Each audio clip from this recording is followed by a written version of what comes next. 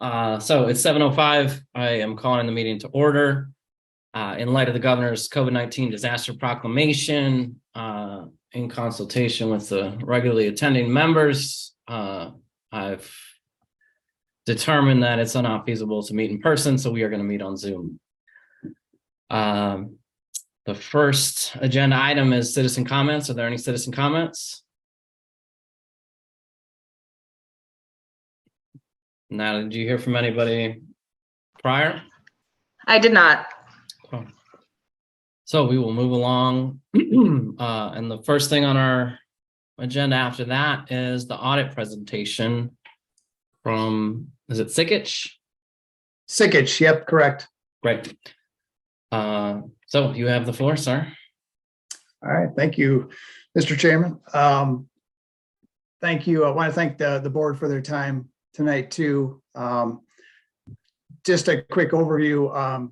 Audit went smoothly. Brian and Jerry were able to get us all the information that we requested, answer all our questions. We were mostly remote again this year for the audit, but things went very smoothly, got the audit reports out on time. So want to thank them upfront for all of their professionalism and getting us the information. So what I'd like to do, kind of like I have the last couple of years, go through a few of the highlights of the annual financial report, as well as the auditor's communication to the board, and then be happy to answer any questions that you might have along the way. So I'll start with the annual financial report, and I'll start with the table of contents.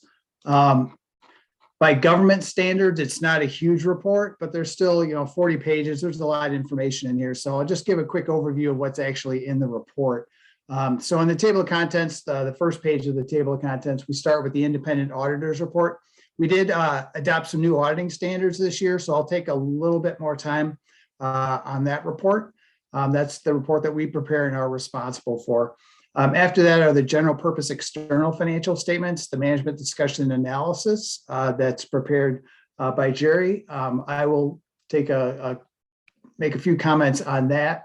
Then the basic financial statements start, and the government-wide financial statements are the first two statements, the statement of net position and then the statement of activities. So these are your government-wide consolidated financial statements. So they're going to have all of your funds combined into governmental activities. These financial statements have a long-term focus. So they have capital assets, they have long-term debt, similar to financial statements you'd find in the corporate world. Now, contrast that with the fund financial statements that start right after that on page 7.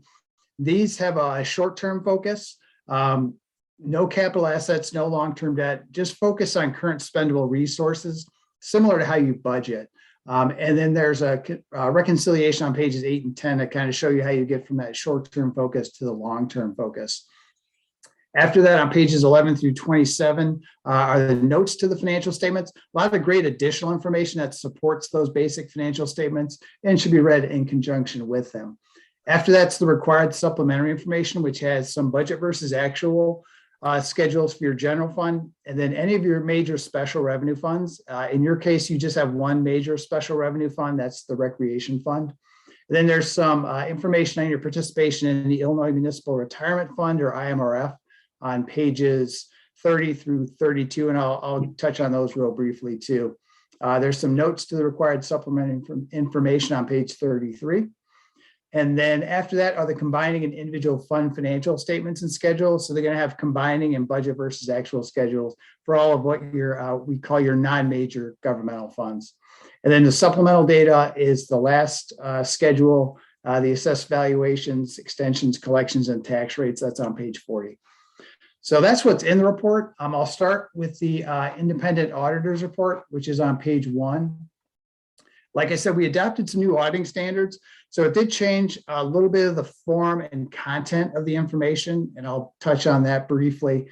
The one thing you may notice is that the opinion paragraphs are now at the very front of the report. So it's the very first section of our independent auditor's report.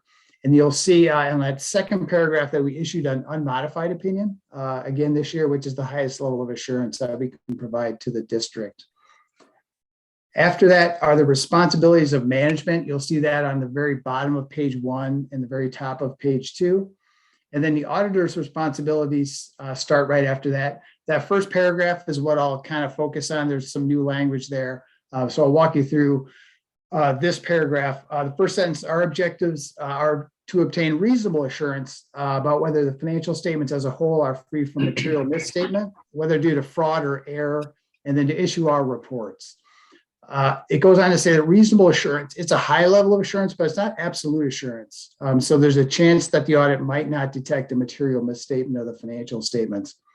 It goes on to say that detecting fraud is obviously much more difficult than an error because fraud can involve management override of controls, collusion, forgery, etc. So it's much more difficult to detect. And then the last statement, misstatements are considered material if there's a substantial likelihood that individually or in the aggregate, they would influence the judgment made by a reasonable user based on the financial statement. So materiality comes into play. And that's always, a judgment call on materiality. So in a hypothetical situation, if you didn't record $500 of accounts payable in your general fund, that's probably not going to change the user of the financial statement's opinion. But if you're missing, $2 or $3 million worth of debt, that's going to change the opinion of the user. So like I said, materiality comes into play, and that involves judgment. The last thing I'll point out on the independent auditor's report is on page 3, the other matters. This basically explains the procedures we perform on each of the sections. So the required supplementary information that I talked about briefly before, that's management discussion and analysis, and then that RSI section. We perform limited procedures on this information, but not enough to give an opinion on. The supplementary information is the combining an individual fund financial statements, and those we give an in relation to opinion on. So in relation to those basic financial statements that I talked about previously, they're not materially misstated. And then the other information was that very last schedule on page 40, that we do not give an opinion on. We do read the information, make sure it's not materially inconsistent with the basic financial statements, or it's not otherwise materially misstated. If it were to be misstated, then we would communicate that to you. So that's what we have on the independent auditor's report. So a little bit different, like I said, content and format there. The management discussion and analysis starts right after that on MD&A page 1. Great overview of the district's financial position and changes in financial position. Points out any significant trends or differences that may have occurred throughout the year. It has some 2-year comparative data that you can't find elsewhere in the report too. So it's a great overview, like I said, of the district's finances. And if you only want to read one thing, read that because it does provide a good overview. I'll touch just briefly on those governmental fund financial statements. These are the short-term focused financial statements. I'll start on page 7. This is the balance sheet for your governmental funds. Focusing on the general fund, which is that very first column. The fund balance down at the bottom, down all the way at the bottom is the unassigned fund balance for the general fund. You'll see that's a balance of about $276,000, an increase from the prior year balance of $227,000. And that's about 88% of current year expenditures, or about a 10.5 month reserve. So general fund's in really good shape. Recreation fund as well increased from, I think, about $281,000 of fund balance to $299,000.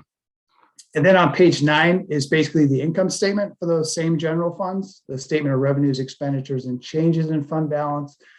And you'll see about halfway down the page, the excess of revenues over expenditures for the general fund was about $48,000 this year. Last year, it was a little bit of a loss, about $3,000 loss in the prior year. No other financing sources and uses, so no transfers in or out in the general fund, so the net change in fund balance was the same.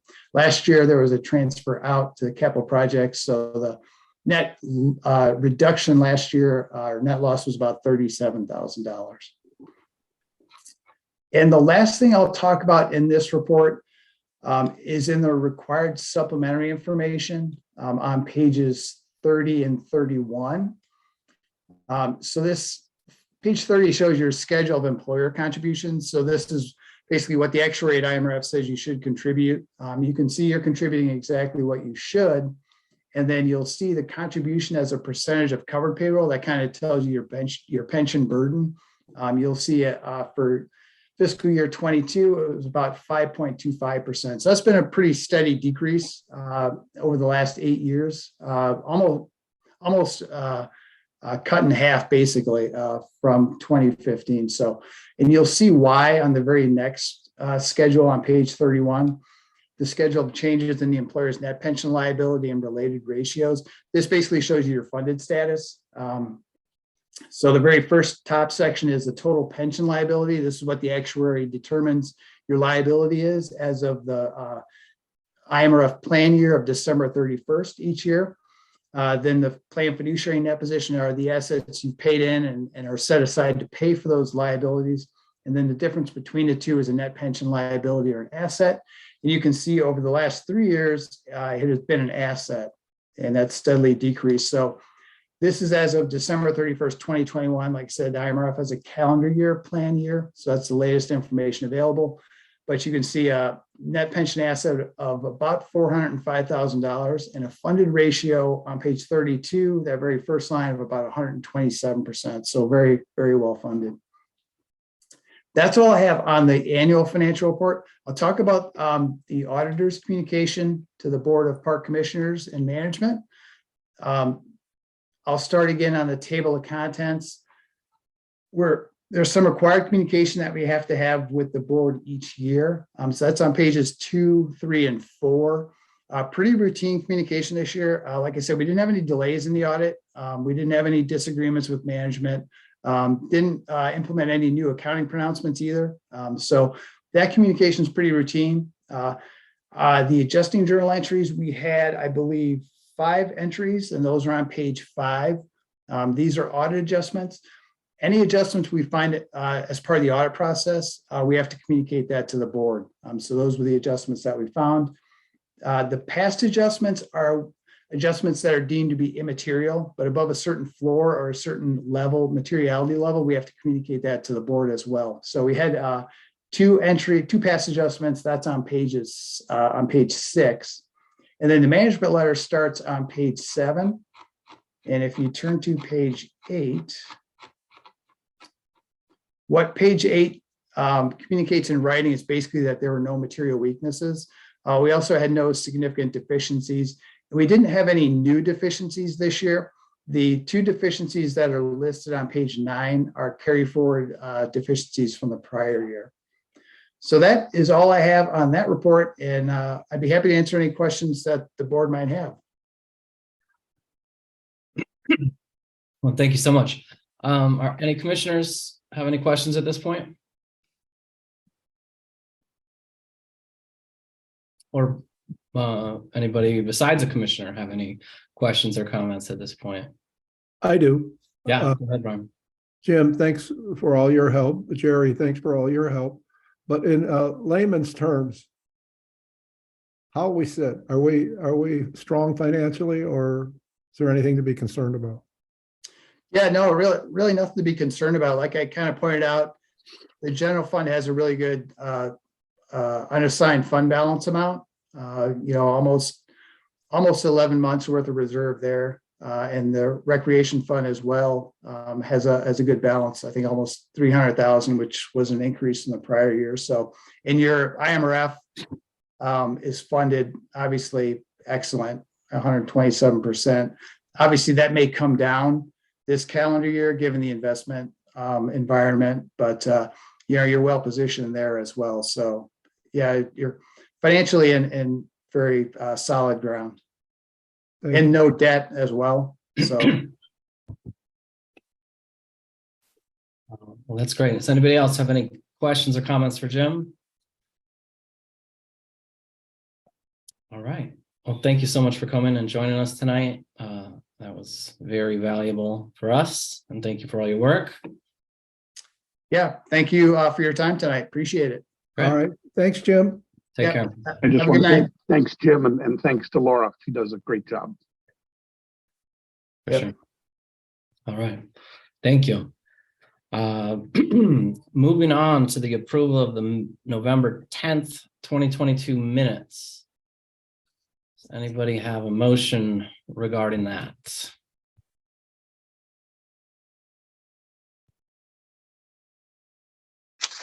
Yeah, I'll make a motion to approve the minutes as written from the meeting on November 10th, 2022. Mitchell seconds. Is there any discussion regarding the minutes? Okay, Ms. Larson, could we do a roll call vote, please? Sure. And we could start with Mick Morrell this evening. Okay, yes. Rogers, Yes. and Diana Anton is still not here. I heard she's sick and probably won't be joining us tonight. Got it. And Braun Yes. and Mitchell. Yes. Okay. Motion carries. Moving on to the approval of the bills. Mr. Rosinski, could you walk us through this month's bills?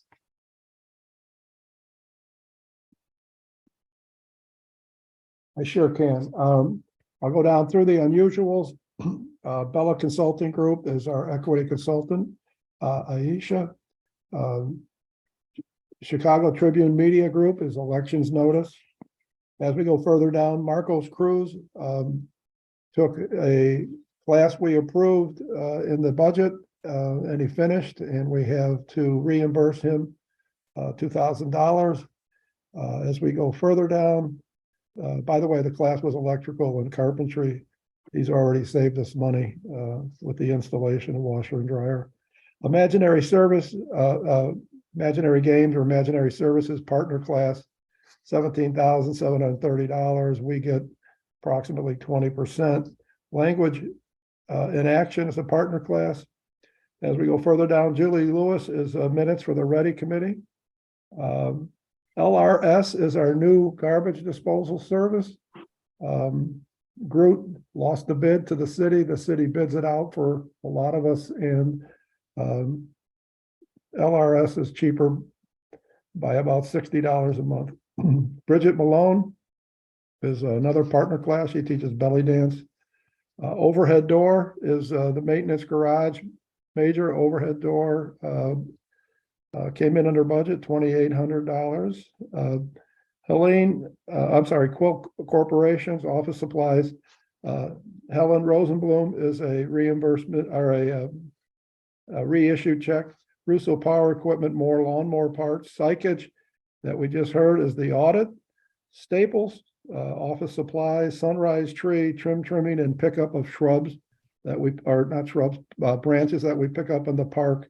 And working gear is for Luis, his maintenance, Luis Rodriguez, our maintenance level 1 clothing, annual clothing stipend, steel toe boots, winter coat, that kind of stuff. So that's it in a nutshell.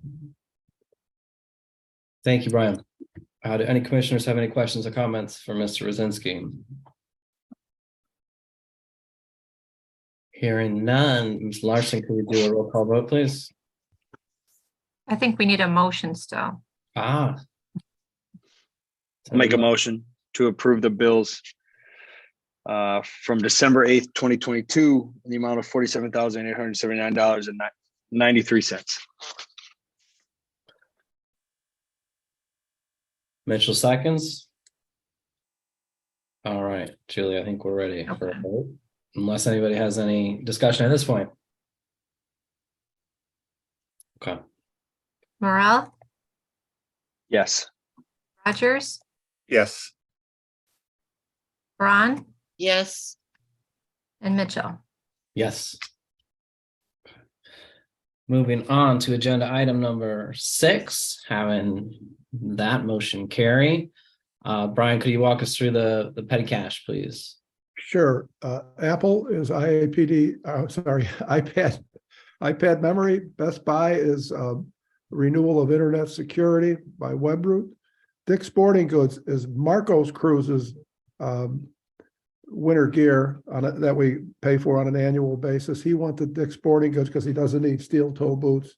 He needs winter coats and liners and socks. Evanston Organics was wood chips and mulch. GoDaddy, annual email subscription. IAPD is a conference fee.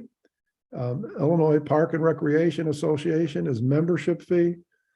Illinois Secretary of State's a notary renewal for corporate secretary. MailChimp, emails over 2,000.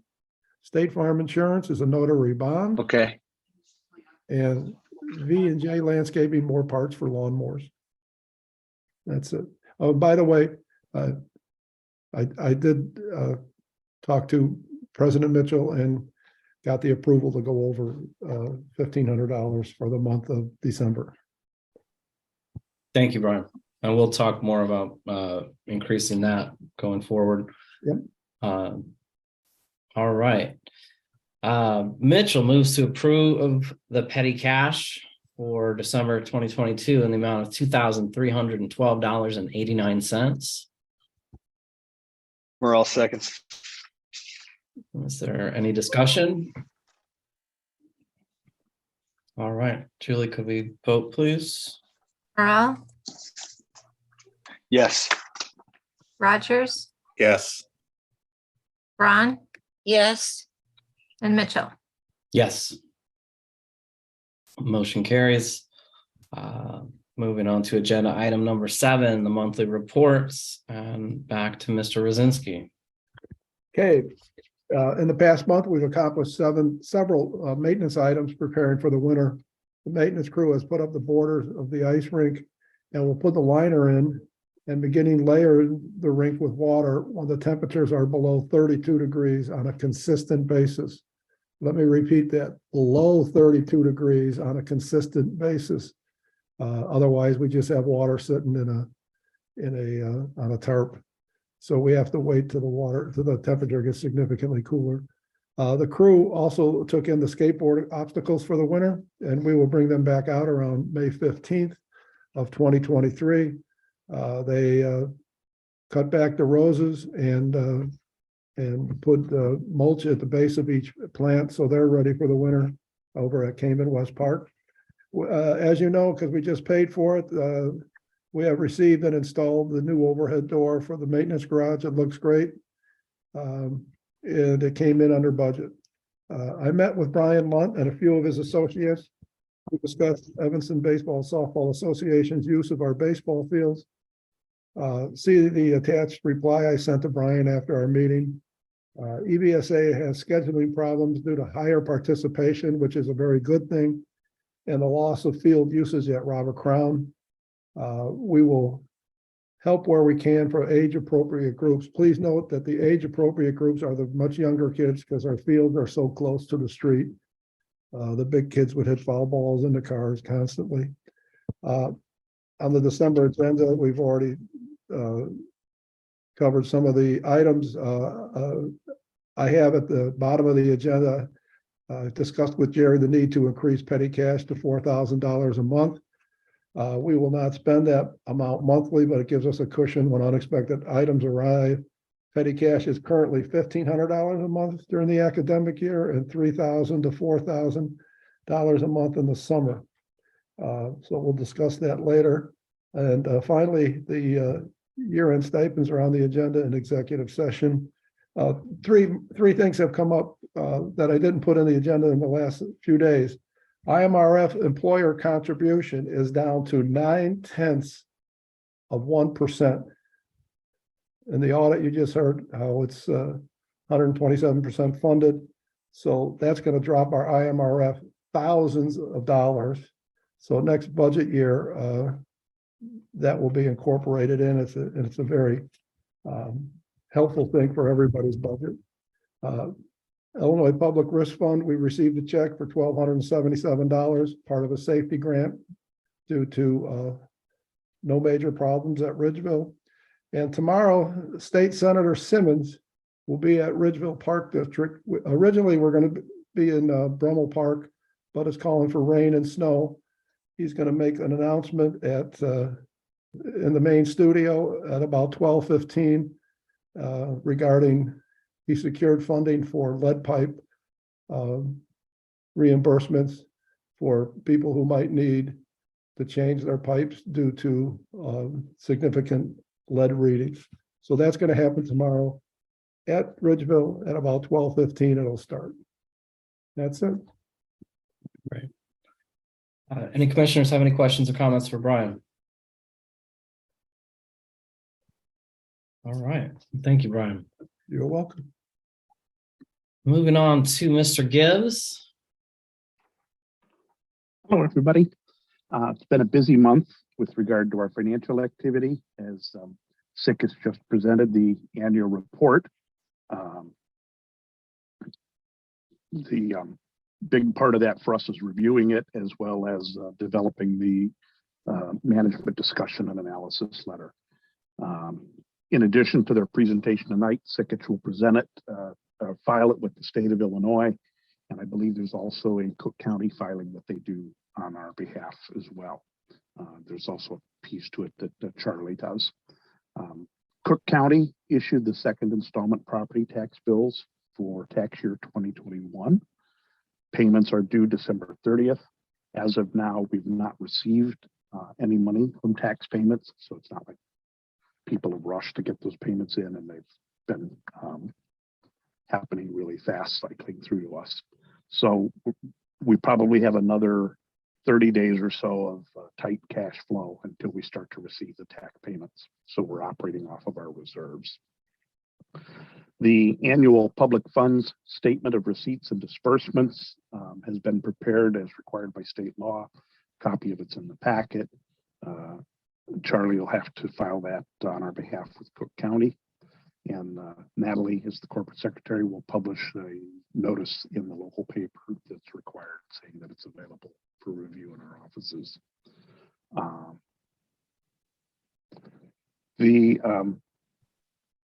Brian and I got together to review the draft of the levy ordinance as it was prepared by Charlie, and that needs to be passed at tonight's meeting. All that activity was in addition to the regular monthly tasks of reconciling the bank accounts, classifying the financial transactions, and posting to the general ledger. The regular tasks are a bit more involved this month because we also have to layer in the opening balances coming out of the annual report. So the reports have a bit more meaning because we've got balances to work with and a few more reports to work with. The full set of reports was distributed with the narrative. Our account at Chase remains unusually low as far as the balances. I transferred $50,000 from Wintrust to Chase since the last board meeting, and I'll likely need to do another transfer in the coming week of probably something closer in the vicinity of $75,000 for this last round because we have a pretty high bill amount tonight. I'll monitor that a little closely. If we start to get some tax revenue, I may be able to avoid that, but it's looking right now like we'll have to do that. The rest of the discussion looks at the November reports that were distributed with the packet. I'll start with the budget performance of appropriations. We're tracking below budget by roughly $80,000, which is good. That kind of shows the effect of Brian's efforts to constrain our expenditures to kind of hold our cash in reserve until we knew there was certainty as to when the tax revenues could be expected. With those bills now issued, Brian and I met to discuss proceeding the full implementation of the budget in the months ahead, and hopefully the supply chain issues that have hit us this past year don't impede our effort to get the budget spent before year end. That kind of ties back a bit to what Jim Savio was talking about in the audit presentation. Our fund balances went up. That was not our plan. Our plan was to actually have them decline because our reserves are so strong, but we weren't able to do everything last budget year that we had planned to do because of supply chain, and that's our concern for the remaining months of this year as well. On the revenue side, the statement of revenue appropriations, as far as being able to measure the performance against the budget, is of limited use because the levy ordinance is not yet reflected in those numbers because it hasn't been passed. So far this fiscal year, we've only received $79,000 in revenue, whereas compared that to last year, we did receive $392,000. That shortfall is primarily tax revenues that haven't come in yet. From a cash flow position, which nets the impact of the spending against the revenue. It shows that we've expended $282,000 more than we've received in revenues. Again, comparing to last year, the revenues were roughly equal to appropriations. So in other words, our position is about $282,000 worse at this time of year than it was at the same point last year. That's all, again, just the effect of the delay in getting tax revenue. Our assets on assets and liabilities have declined from $1.3 million to $972,000 as we've expended reserves to fund our daily operations in the absence of tax revenues. On our cash and investments report, it shows none of our banking relationships exceed FDIC limits. In fact, if anything at Chase, we've got to be a little careful. We get uncomfortably close to being overdrawn or falling below limits where we have to pay service charges just because of the limited cash. Our balances have declined from $945,000 down to $650,000, which isn't as much as it seems, because keep in mind that $200,000 of that is essentially untouchable because that's the balance in the working cash fund. So available cash for daily operations is down to about $450,000 right now. On outstandings and unresolved items, we've got 6 items that are stale by more than one board meeting, but none are stale beyond 6 months. 2 of them involving NICOR are related to each other, and we'll address those with a board motion next month. Staff is working to reach out to people and clear the rest of them. That's it. That's all I've got. Thank you, Jerry. Do any commissioners have any questions or comments for Mr. Gibbs?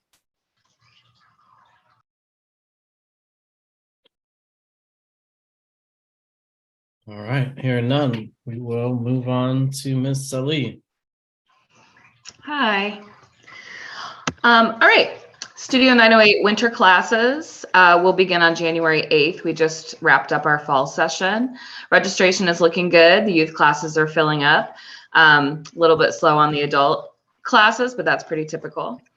We will be partnering again with the Imaginary Game, Fat Chance Belly Dance, and Language in Action.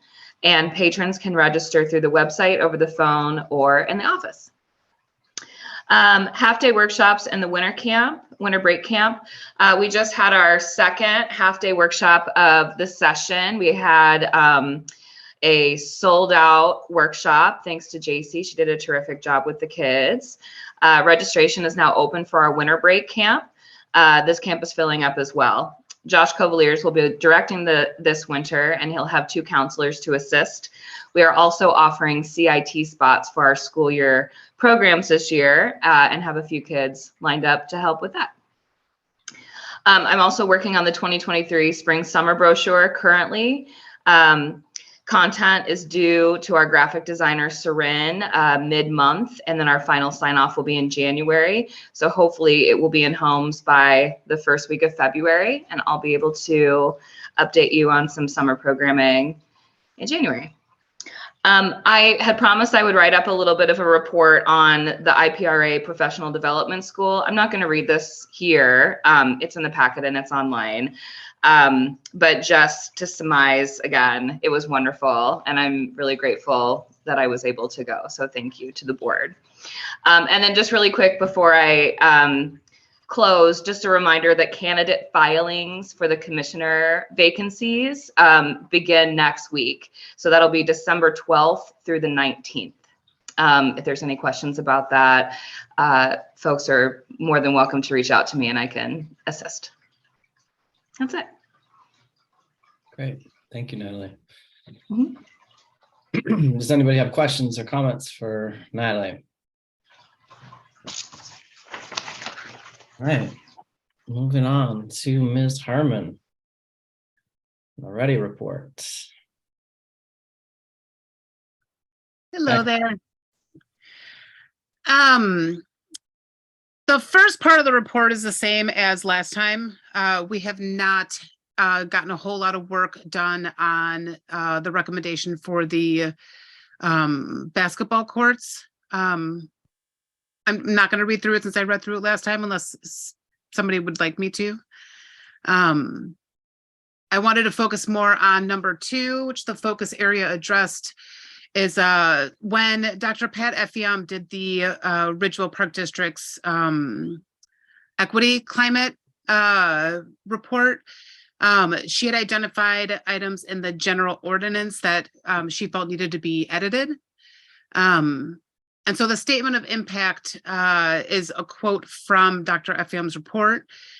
Was recommendation number 2, update sections of the ordinance that might be discriminatory, sufficiently vague to allow for subjectivity, or assumptive of social norms or cultural context that are not inclusive to all demographics of constituents. So the recommended resolution, and I included the ordinances that she had pointed out. We have not added any at this point. And Aisha Robinson, who is our current equity consultant, has come up with a format and guidelines that we can use in the editing process, which I also included. If you'll notice in Aisha's plan, she has specific markers of things for us to look at, language, accessibility, things like that. So we are going to be splitting up into groups, and we are going to be rewriting some of these ordinances and then bringing them back to you all to hopefully have those amended in the general ordinance. Does anybody have any questions? I'm excited about this project. I'm also willing to help if you'd like me to be included. I have attempted this before. We've made some changes to the ordinance in the last 3 years since I've been here. And Charlie is an important part of amending that ordinance as well. So we're gonna have anything approved by our council. And then he's been instrumental too in the process of updating the ordinances. So with that in mind, would it be easier to have you all coming to either our small group meetings or our committee meetings before we go back to the board so there's not a ton of back and forth? Or should we bring it to the board first and then have the two of you go through it? I mean, clearly the whole board needs to approve it. That's a separate, secondary part of this, but in terms of just getting them written to bring to the board. Do you have an opinion, Charlie? I think you're muted. So my opinion is that I want the board to do this in the most economical way possible instead of incurring lots of attorney's fees. And I think the way to do that is for the committee to work with Matt and then move it along to a point where you want my input. And then I'll just kind of look at it from an overview to make sure the language makes sense, the amendments make sense. I'm not interested in the substance unless there's the unlikely event that you did something that either violates state law or the federal constitution or federal law. But I'm not worried about that. I'm just worried about something that's easy to work with for future boards, and God forbid a court has to be involved. Okay. So that's my thought of how to do it. That makes sense to me. So JC, maybe can you and I coordinate offline and try to make a plan going forward? Absolutely, that sounds great. And kind of with the goal of getting draft amendments completed, reviewed by Charlie, and then submitted to the full board for a vote. Fantastic. That sounds like a great plan. Awesome. Thank you. Before I leave you all, I do just want to, first of all, point out, when Dr. Effiam had gone through the general ordinance, there really wasn't anything like egregiously, inappropriate from an equity standpoint. A lot of this is just kind of language stuff or some stuff that we might just want to pull out. I don't know if anyone's had a chance to look through them, but it's nothing like super complicated. But I do want to remind you all that this is a step in making Ridgeville an anti-racist organization, because since the general ordinance is what every board moving forward will have to follow unless they make changes, it will just make sure that everybody who is using the parks and using our facilities, who's attending classes, is going to be treated in the same way, because the general ordinance is going to be written in such a way that there won't be wiggle room, there won't be confusion, it won't be discriminatory. So I just wanted to remind everyone that was the purpose in us doing this in the first place. Great. Well, thank you. I look forward to working with you. Me as well. Anything else? Nope, that's it. Right. Any board members have questions or comments for JC? All right. Thank you so much. Bye. All right. Moving on to our next agenda item, number 8, old business, discuss an update on garden space. Brian, do you have any updates on this? Sure do. We had a chance to walk the 908 Seward Gardens, and there are definitely spaces for 3 additional raised beds, which we will build over the winter and install in the spring. And Natalie informs me that at Elks, we will have at least 4 new available plots, micro plots, due to folks already informing her of their plans. So that's 7 plots. And then when we renew plots again, with more may free up. Also in our walk of the 908 Seward Gardens, plenty of good information, a little reorganization, clean it up a little bit. We'll be doing that as long as the weather holds out. Marcos and Luis will get that done. And again, with both places, we're looking at 7 plots available to rent in the spring, possibly more. So that's it. Thank you.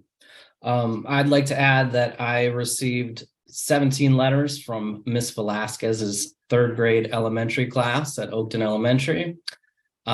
Persuasive writing in support of increased gardening space at Ridgeville.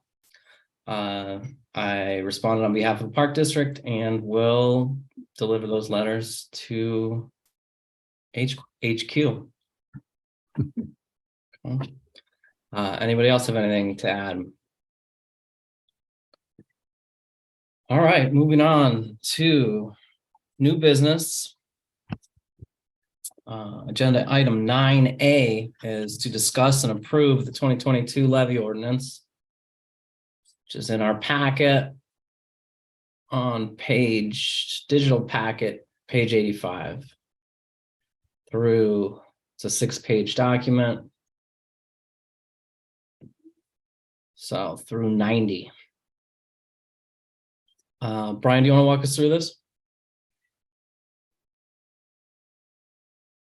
Sure. The levy ordinance hasn't changed. It's the same numbers as the appropriation ordinance that you approved back in September. So it should be a slam dunk. We can't change it unless you approve those changes. So it's not changed. When you approve it, we got to make sure everybody signs it, Matt, and that's you in 2 different places, and Natalie. That's it. It's the same budget. That's great. Charles, do you have anything to add?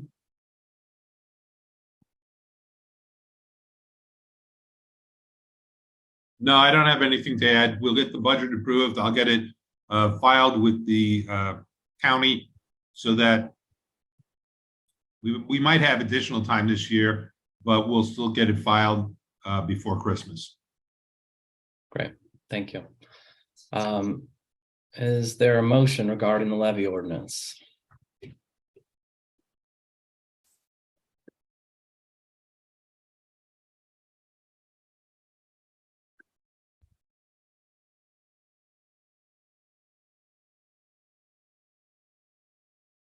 All right. Mitchell moves to pass the levy ordinance for the fiscal year beginning July 1st, 2022 and ending June 30th, 2023. The 6-page document. Trying to see. 6-page document that incorporates the budget that we've already approved. Is there a second?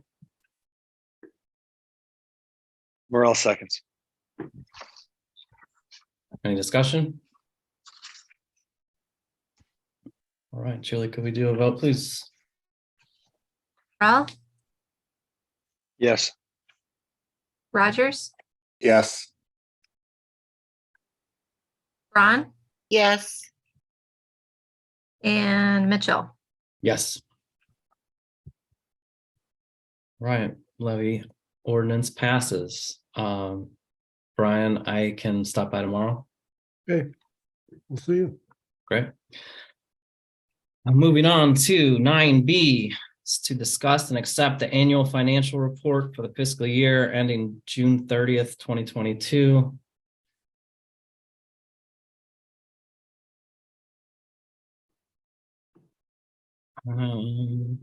I think before the annual report is the auditor's communication to the board.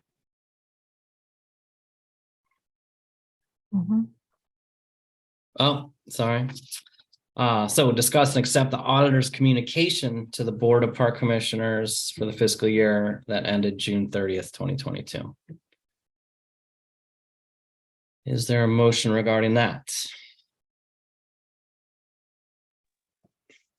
I'll move to accept the auditor's communication to the Board of Park Commissioners for the fiscal year that ended June 30th, 2022 from the Sikich auditing firm.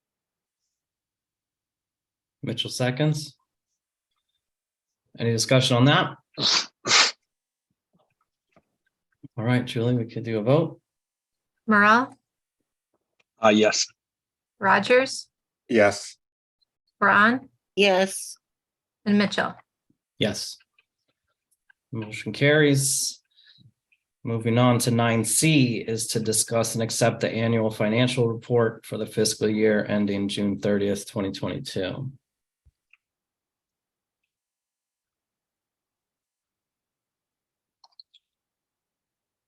I'll make a motion to accept the annual financial report for the fiscal year ended June 30th, 2022 from the Sikich auditing firm. Mitchell seconds. Any comments or questions? All right, Julie. Morel, Yes. Rogers, Yes. Braun, Yes. Mitchell. Yes. So moving on to 9D is to discuss and accept public funds annual statement of receipts and disbursements as of June 30th, 2022. Matt, your copy is in Jerry's report. Just giving everybody an update. The disbursement copy is in Jerry's report. Thank you. Okay, does anybody have a motion regarding 9D? Yeah, I'll move to accept the public funds annual statement of receipts and disbursements as of June 30th, 2022. Mitchell seconds. Any discussion? All right, Julie. Morel, Yes. Rogers, Yes. Braun, Yes. and Mitchell. Yes. Moving on to 9E is to discuss and approve the annual calendar. This is in the digital packet on the last page at 91. We continue to meet the second Thursday of the month at 7 p.m. Brian, do you have anything to add to this? I do not. I did not cross-reference this against any holidays. October 12th is my birthday, so I won't be around anyways. I'm sure your first birthday post retirement, you'll want to come back and visit us. All right. Any other questions, concerns regarding the calendar as printed? All right.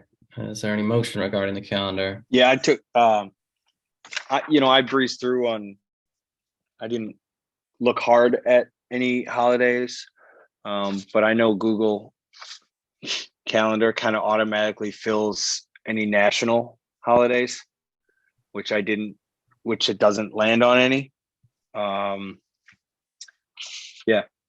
So, assuming that, and obviously this will be I think a discussion for another time, that we're back in person next year, or for some point, there's going to be a couple days I'm at work. So whether I'm absent or whether we do like a mixed media thing where, if you can't make it, you can, we can do some on Zoom and still have the option for that. But we can cross that bridge when we get to it.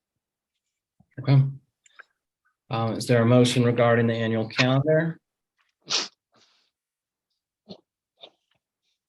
Yeah, I'll move to approve the 2023 Ridgeville Park District Board meeting schedule as found in the monthly packet. Mitchell seconds. Any discussion? All right, Julie. Morrell, Yes. Rogers, yes, Braun, yes, Mitchell. Yes. Motion carries. Moving on to 9F, to increase petty cash to $4,000 for January through December. So Brian, is that through for all of 2023? That should say January through June, I'm sorry. For the rest of this budget year. So yes, January through, December, either one is fine. The reason we need to increase it is there's so many things going on now that need instant payment, that this gives us flexibility instead of me tracking down President Mitchell to get approval to go up a little bit. Again, we won't spend 4,000 each month. We won't even come close some months, but it gives us the flexibility we need. And end of the day, the commissioners still vote on approval of those, correct? Right. Does anybody have any questions or concerns? Jerry? I was just going to comment. Technically, the board is supposed to vote to approve things before the money goes out the door. Petty cash is a little unusual in that the money goes out the door and then you vote. You give the blanket pre-approval to it with the petty cash limit. So we don't want this to be a huge part of our monthly activity. It really should be for the exceptional stuff. But to Brian's point, the problem is the way the world operates these days isn't the way it used to, and it is a much more immediate world. So I think this is a reasonable thing for us to be doing. But there are boundaries and limits before it'll start to be a problem. Brian, have you been handcuffed recently on the limit that we have currently? I'm sorry, what's that? Like, has our current limit is 3,000 petty cash? 1,500, and I would have to go. 1,500. Yeah, and Okay. That was old school days, and we would usually make it under, but not anymore. Yeah. So, for instance, just this week, RPZ valve had to be tested per city of Evanston ordinance. So, stuff like that comes up, we have to pay for it. We have to get it done by a certified plumber. And it's just things like that continue to happen, and people need to be paid. So that's why we're asking for more. Okay. Mitchell would move to increase the approved petty cash amount from $1,500 to $4,000 from January 2023 through June 2023. I'll second. Any further discussion? Was it through I'm June? just going to add the other change that kind of goes hand in hand with this is just, it used to be petty cash was all checks that we would cut. Ever since we've gone to a world where we're using the debit card, which you pretty much have to anymore, our increase, it's just increased our activity in this arena, and we're kind of, I think, overdue in doing this. But that's really what's driving it, is we use the debit card so much more than we used to. And yes, Julie, the motion is from January through the end of this fiscal year, June 2023. Anything further from the commissioners? All right, Julie, can we vote on this? Morrell, Yes. Rogers, yes, Braun, yes, Mitchell. Yes. Motion carries. Moving on to 9G. Brian, could you update us on the executive director hiring process and schedule? Sure. The vacancy brochure I sent out to you guys about a week ago, maybe a little longer, where it was at. I sent you that latest rendering. I spoke with Alan Howard with IAPD today. He last week asked for some more information. He's received that information. The brochure, the vacancy brochure, should be back in our hands within a week for final approval. The job will be posted in early January with a tentative deadline to apply being February 15th, 2023. Mid-February through early March, the board will do interviews. At some point in time, they'll be satisfied and make an offer. Starting date, late March, early April, the latest. And then you all know that I retire May 31st. So everything's according to Alan Howard, going to work on that timeline. Great. Anybody have any questions or concerns, comments?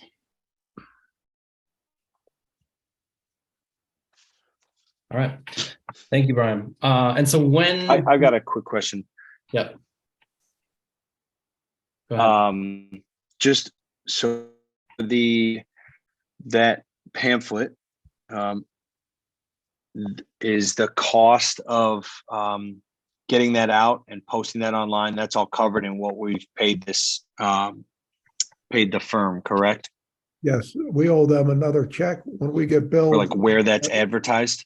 Yeah, that's yeah. When they're complete, our total bill is like 5,800. We've paid 29 or 3,000 already. So yes, it's all covered in the original proposal. Great. All right, thank you. Moving on to a call of the commissioners. Julie, could you roll call us?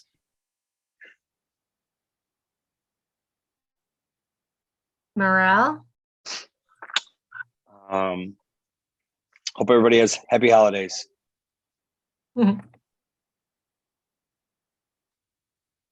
Rogers, nothing for me. Braun, I'll pass. and Mitchell. I have nothing, thank you. All right, at this point, we are going to adjourn to executive session. Well, I guess I would move to adjourn to executive session to discuss year-end stipends. You have a second citizen comment. Oh, thank you. Go ahead.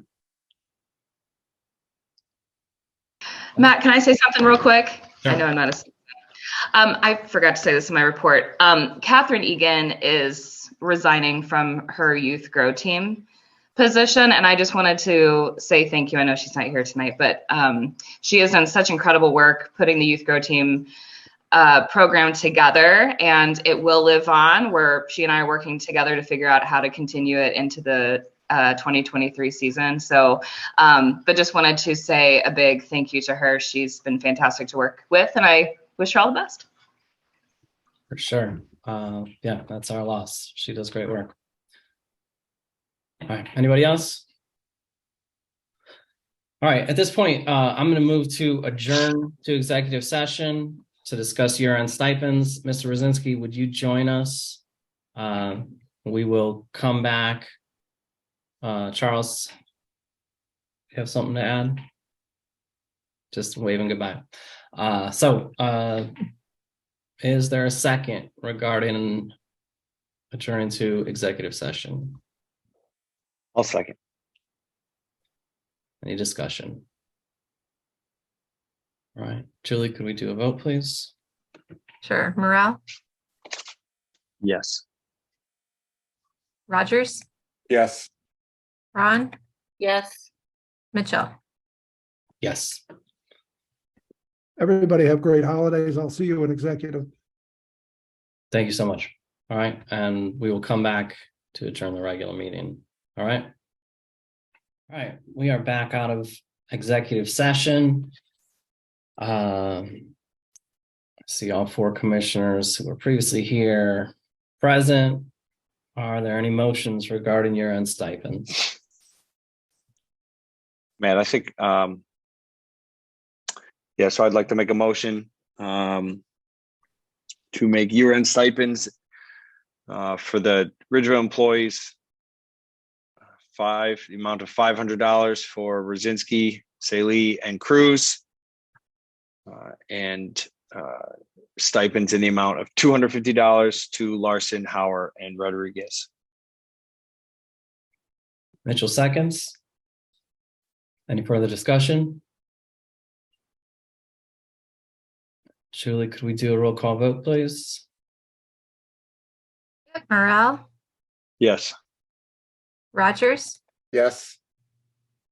Ron, Yes. and Mitchell. Yes. Motion carries, and Mitchell moves to adjourn. I'll second. All those in favor? Yes. Yes. Aye. All right. Thank you all. Have a great holidays. Good night. Same to you. Thank you, everybody. Thanks, Natalie. Happy holidays. Bye, Natalie. Bye.